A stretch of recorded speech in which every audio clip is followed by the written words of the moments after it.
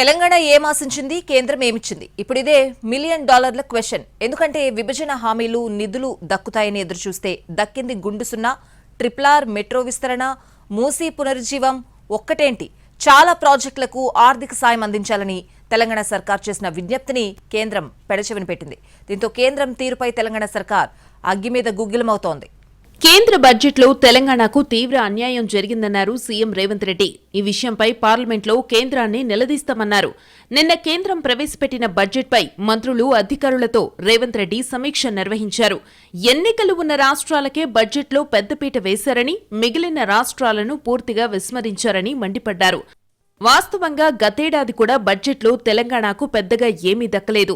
ఈసారైనా విభజన హామీలు, నిధులు దక్కుతాయని ఎదురుచూస్తే మళ్లీ నిరాశే మిగిలిందే. గ్రాంట్లు పెంచాలని తెలంగాణ ప్రభుత్వం గట్టిగానే కోరినా బడ్జెట్లో కేంద్రం ఎలాంటి నిర్ణయమూ తీసుకోలేదు. Hyderabad regional ring road, metro విస్తరణ, skills, sports varsity, future city, Musi పునర్జీవంతో సహా పలు ప్రాజెక్టుల కోసం రాష్ట్ర ప్రభుత్వం కేంద్రం నుంచి నిధులు కోరిందే. కానీ ఆ ప్రతిపాదనలను కేంద్రం అస్సలు పట్టించుకోలేదు. ఇక గోదావరి నదీ జలాలకు సంబంధించి కేంద్రం ముందు తెలంగాణ ప్రభుత్వం కీలక ప్రతిపాదన ఉంచింది.